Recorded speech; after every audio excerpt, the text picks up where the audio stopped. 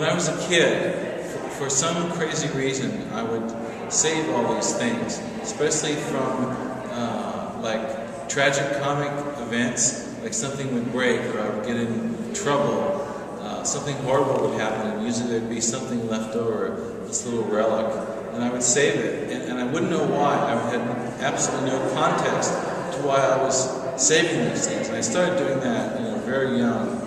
And I think the first thing that I heard that was anything similar to that was in like the early 1960s.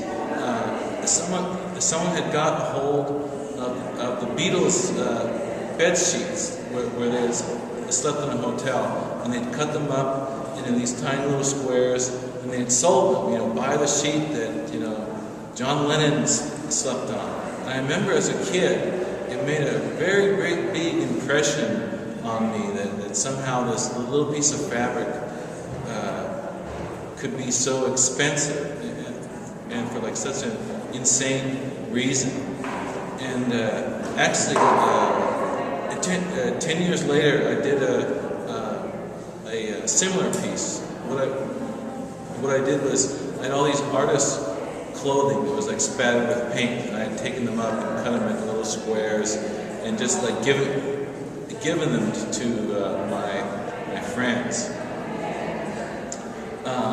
And to answer the second part of your question was also when I was younger, I would go around doing these things that I didn't even have a name for.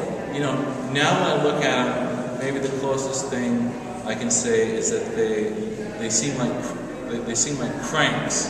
But at that time, I just did them because I liked them, and I was young, and I didn't think it was art. It's just this was what I did, and it wasn't until after I graduated high school and I went to college that one of my teachers looked at all these things I was talking about, and he says, "Hey, that sort of looks like performance art. It looks like conceptual art." So I sort of embraced that,